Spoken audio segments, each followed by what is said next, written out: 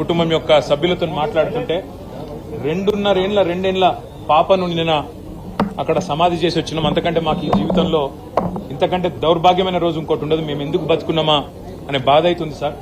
మేము ఎవరిని నిందిస్తలేము, ఎవరిని ఏమంటలేము. కానీ ఇక్కడ అగ్ని ప్రమాదం జరిగిందని చెప్పంగానే ఏ ఫైర్ బ్రిగేడ్ అయితే వచ్చిందో అది నీళ్లు లేకుండా అరకొరగా వస్తే లాభమైంది, వసతులు లేకుండా వస్తే లాభమైంది. వచ్చిన ఆ ఫైర్ సర్వీస్ వాళ్ళు కూడా మాకు మాస్క్ లేదు కాబట్టి లోపలికి పోలేకపోతున్నామంటే ఇంతకంటే అన్యాయం ఉంటుందా? అట్లే వచ్చిన అంబులెన్స్ లో కూడా మాస్కులు పెట్టకపోతే, ఎందుకంటే ఎప్పుడైనా అగ్ని ప్రమాదంలో ఆ పొగతోని ఊపిరాడదు, ఆ ఊపిరాడకనే ఊపిరి పోతుంది, ప్రాణాలు పోతాయి. అట్లాంటప్పుడు ఆక్సిజన్ మాస్కులు లేకుండా, అట్లాంటప్పుడు వచ్చిన అంబులెన్స్ లో కనీస సౌకర్యాలు లేకుండా వస్తే ఎట్లా? ఆ సౌకర్యాలు ఆ ఫైర్ ఇంజన్ లా అంబులెన్స్ లో ఉంటే కొన్ని ప్రాణాలు బతుకుతుండే, కొంతమంది అన్న మా వాళ్ళు బతుకుతుండే అనే బాధ. ఇలా రాజకీయం లేదు, ఎవరిని తిట్టేది లేదు. కానీ ఒకటి మాత్రం వాస్తవం, ఇంత లాపర్వా ఉంటే మాత్రం ప్రజల ప్రాణాలు మల్లబోయే ప్రమాదం ఉంది. వాళ్ళు ఎంత గొప్ప వాళ్ళంటే ఒకటే కుటుంబంలో 17 మంది చచ్చిపోయినాక కూడా వాళ్ళు అంటున్న మాట ఏంది ఇక్కడికి వచ్చినాకంటే ఎవరిని తిడతలేరు, వాళ్ళు రాజకీయం చేస్తలేరు, ఎవరిని ఫలానా వాళ్ళు మంచోళ్ళు కాదు చెడ్డోళ్ళు అంటలేరు. మాకు ఇక్కడుండే హిందువులు సాయం చేసిండ్రు, ఇక్కడుండే ముస్లింలు సాయం చేసిండ్రు, అందరు వచ్చిండ్రు, అందరు సహాయపడ్డారు, అందరు కాపాడిండ్రు. కానీ మాకు జరిగింది ఇంకొకరికి జరగద్దు. కనీసం ఇప్పుడన్నా ప్రభుత్వం మేల్కొనాలే, ఇప్పుడన్నా ముందుకొచ్చి ఈ రాష్ట్రంలో ఈ నగరంలో మళ్ళొక్క ప్రాణం ఫైర్ యాక్సిడెంట్ లో పోకుండా కాపాడండి సార్. మాకు అంతకంటే ఏమొద్దు. దయచేసి మీరు వచ్చిండ్రు సంతోషంగానే, భవిష్యత్తులో ఇట్లా కాకుండా చూసుకోండి అని ఒకటే ఒక్క మాట వాళ్ళు చెప్తున్నారు. నేను ప్రభుత్వాన్ని కూడా అడిగేది ఒకటే, మీరు దయచేసి రాజకీయాలు నడుస్తూనే ఉంటాయి, తిట్టుకునుడు, మనం అసెంబ్లీలో తూకిత్తా అంటే మైకిత్తా రోజులో నడుస్తూనే ఉంటది. మేము దాని గురించి రాలేదు. కానీ ఇప్పుడున్న ఎండాకాలం వచ్చిందంటే మున్సిపల్ మంత్రి గాని, మున్సిపల్ అధికారులు గాని, పోలీసు వాళ్ళు గాని, ఫైర్ ఇంజన్ వాళ్ళు గాని ఓ రివ్యూ పెట్టుకోవాలి, సమీక్ష చేయాలి, ఎక్కడ ప్రమాదం జరిగితే. ఎందుకంటే ఇది densely populated area. Old city అంటే ముఖ్యంగా చార్మినార్ అంటే ఎక్స్ట్రీమ్లీ డెన్స్లీ పాపులేటెడ్ ఏరియా. ఇక్కడ ఒక ఫైర్ ఇంజన్ రానికి పోనికి కూడా జాగుండదు, తెల్లారు లేస్తే అంత ట్రాఫిక్ ఉంటది ఇక్కడ. మరి ఇక్కడ ఏమన్నా అయితే ఎట్లా అనే ఒక ఆలోచన ముందు నుంచి ఉండాలి. ఇక్కడ ఫైర్ హైడ్రెంట్స్ పనిచేస్తున్నాయా లేవా, నీళ్ళు ఏడికెళ్ళి తేవాలి, ఇంజన్ అంటే వచ్చింది, నీళ్ళు ఏడికెళ్ళి తెచ్చుకోవాలి లాస్ట్ మినిట్ లా, ఆ సోయి ఉండాలి, అధికారులకు ట్రైనింగ్ ఉండాలి, ఎప్పటికప్పుడు మాక్ డ్రిల్స్ ఉండాలి. అవేవి లేవు, ఇది మంచిది కాదు. రెండోది, అంబులెన్స్ వచ్చినాక ఆక్సిజన్ మాస్కులు లేకపోతే ఫైర్ యాక్సిడెంట్ అయిన కాడికి ఏం లాభం? వాళ్ళ బాధ అంతా ఏంటంటే 17 మంది చిన్న పిల్లలు 8 మంది పోయినారు. ఇంతకంటే అన్యాయం ఉంటుందా సార్? దయచేసి ఇంతకంటే దుర్దినం మా జీవితంలో లేదని వాళ్ళు చెప్తున్నారు. మేము కూడా ప్రభుత్వాన్ని ఒకటే కోరుతున్నాం, చచ్చిపోయినాక కాంపెన్సేషన్ ఒక 5 లక్షలు ఏదో ఇచ్చి చేతులు దులుపుకున్నాడు కాదు, భవిష్యత్తులో ఇంకెవరు చావకుండా చూడండి, భవిష్యత్తులో ఎవరికి ఇట్లాంటి దుర్మార్గమైన పరిస్థితి, ఇంత ఘోరమైన పరిస్థితి రాకుండా చూడండి. దయచేసి మీరు చేస్తున్నారు కొన్ని పనులు, ఇంకా మంచి పనులు చేయండి. అందాల పోటీలని వాటి మీద పెట్టిన శ్రద్ధ దీని మీద కూడా పెట్టండి, వాటి మీద పెట్టే ఖర్చు ఇక్కడ కూడా పెట్టండి. ఇక్కడనే కాదు, ఒక ఓల్డ్ సిటీ అనే కాదు, హైదరాబాద్ అనే కాదు, రాష్ట్రంలో ఏ మారుమూల పల్లె గాని పట్టణంలో గాని యాక్సిడెంట్ అయ్యింది అంటే వెంటనే ప్రాణాలు కాపాడుతందుకు కావాల్సిన సరుకు సరంజామా, మనుషులు, ట్రైనింగ్ ఇవన్నీ ఉండాలి. అవన్నీ ఉండకపోతే ఉత్తగానే వచ్చినాం పోయినామంటే కరెక్ట్ కాదు. ముఖ్యమంత్రి గారు కూడా వచ్చేది ఉండే, కనీసం వచ్చి చూస్తే, ఎందుకంటే ఆయననే హోంమంత్రి, ఇంకొకరు ఎవరు లేరు. మరి ఆయన కిందికే ఫైర్ డిపార్ట్మెంట్ వస్తుంది, ఆయన కిందికే హోంశాఖ వస్తుంది. ఆయన వస్తే అధికారులు కూడా అప్రమత్తంగా ఉంటారు, అధికారులు కూడా చేస్తారు. వాళ్ళు తనలాడుతున్నారు, పోలీసు వాళ్ళు, మున్సిపల్ అధికారులు, వాళ్ళు పాపం చేసే కాడికి చేస్తున్నారు. కానీ పైనున్నోళ్ళు పైసలు ఇవ్వాలి, ఇకప్పుడు మాక్ డ్రిల్స్ ఉండాలి. దయచేసి భవిష్యత్తులో ఎక్కడ కూడా మళ్ళీ ఇట్లాంటి ప్రమాదం జరిగేటట్టన్నా మనం ప్రయత్నం ఉండాలని కోరుతూ, మరి వాళ్ళకి ఇచ్చిన కాంపెన్సేషన్ కూడా కరెక్ట్ కాదు. 5 లక్షలు ఇచ్చిండ్రు, ఇక అదేదో సరిపోతుంది అన్నట్టు. కానీ ప్రాణ నష్టం జరిగింది, ఆ కుటుంబమే ఇవాళ అతలకుతలమైంది. ఖచ్చితంగా కనీసం ఒక 25 లక్షల నష్టపరిహారం ఇవ్వాలని చెప్పి రాష్ట్ర ప్రభుత్వాన్ని మేము కోరుతున్నాం. మళ్ళా భవిష్యత్తులో ఇట్లా ఎక్కడ కూడా ఎవరికి కూడా కావద్దు. సంబంధించి కూడా ప్రభుత్వం కొంత ఏదన్నా వాళ్ళకి మినహాయింపు ఇవ్వాలి, ఆ కుటుంబం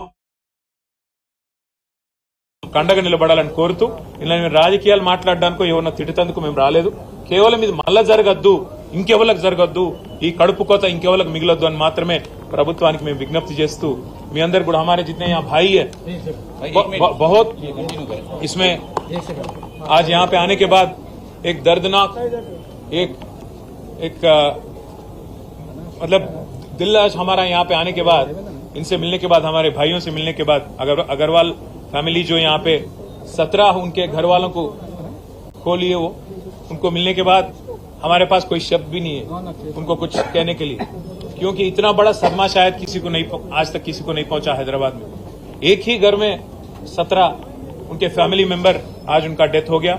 और उसकी एक ही वजह है, अगर जल्दी से यहाँ जो एम्बुलेंस आई, जो फायर इंजन आई, उसमें पानी का सहूलत रहता और ऑक्सीजन मास्क रहते, तो कुछ लोग कम से कम उनमें से बच जाते। ये नहीं कह रहा हूं कि मैं 17 के 17 बच जाते, पर कम से कम एक या दो भी अगर बचते तो एक उनकी भी आज कुछ उनको कुछ थोड़ा राहत मिलता। गवर्नमेंट से, सरकार से एक ही रिक्वेस्ट है, सीएम से भी एक ही रिक्वेस्ट है, आप खुद होम मिनिस्टर हो, आप आज जो यहाँ पे एक्सीडेंट हुआ, यहाँ पे जो दुर्घटना घटी, आप वो जान तो आप वापस नहीं ला सकते, उनको तो आप वापस नहीं ला सकते, पर कम से कम आगे ऐसा ना हो, इस बारे में आप थोड़ा रिव्यू करो, पैसा दो और पूरी तरह से इक्विपमेंट दो।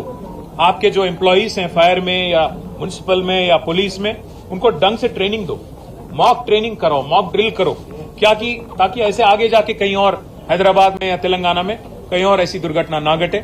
और सीएम से मैं एक और चीज भी कहना चाहता हूं, आप जो ब्रांड प्रमोशन के लिए कर रहे, चार मीनार के पास मिस यूनिवर्स को, मिस वर्ल्ड को बहुत लोगों को लाए आप, पर यहाँ के लोगों की भी जान की भी आप परवाह आपको रहना चाहिए।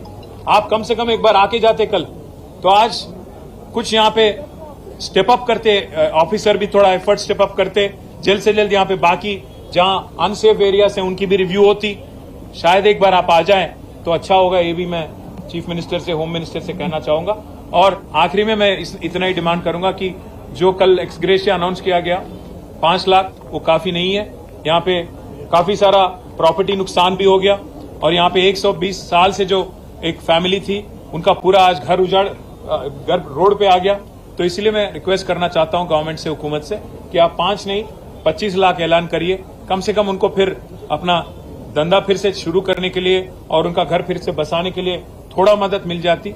और उनके लिए हमदर्दी जो आप आज जता रहे हैं, हम लोग सब लोग आके यहाँ बता रहे हैं, उनके तरफ से आज घर वालों से बात करने के बाद उन्होंने एक चीज कहा कि साहब हमारा तो घर पूरा का पूरा उजड़ गया, पर कम से कम ऐसा किसी और के साथ नहीं होना, उसके लिए आप कुछ करो। मैं उनका आज दुख में शामिल हूं, और जितने भी जाने गई, जितने भी कल एक्सीडेंट में मृत्यु हुई, उन सबके लिए हम प्रार्थना करेंगे। और गवर्नमेंट से भी हम आगे जाके पर्सनली भी रिक्वेस्ट करेंगे, और अल्टीमेटली यही उम्मीद रखेंगे कि किसी और के साथ ये दुर्घटना फिर से ना हो। साहब, आपकी पार्टी की तरफ से कुछ माली इमदाद की जाएगी? बिल्कुल बात करके बोलेंगे, उन पार्टी की तरफ से भी कुछ करने की कोशिश करेंगे।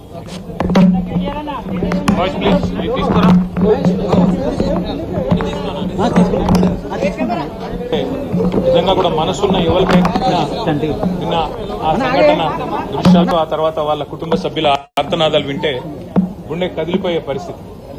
బాధాకరం ఏంటంటే ఇక్కడికి వచ్చిన తర్వాత కుటుంబ సభ్యులు, అగర్వాల్ సమాజం యొక్క వాళ్ళ కుటుంబం యొక్క సభ్యులతో మాట్లాడుతుంటే 2.5 పాపను నిన్న అక్కడ సమాధి చేసి వచ్చినాం. అంతకంటే మాకు ఈ జీవితంలో ఇంతకంటే దౌర్భాగ్యమైన రోజు ఇంకోటి ఉండదు. మేము ఎందుకు బతుకున్నామా అనే బాధ అవుతుంది సార్. మేము ఎవరిని నిందిస్తలేము, ఎవరిని ఏమంటలేము, కానీ ఇక్కడ అగ్ని ప్రమాదం జరిగిందని చెప్పంగానే ఏ ఫైర్ బ్రిగేడ్ అయితే వచ్చిందో, అది నీళ్లు లేకుండా అరకొరగా వస్తే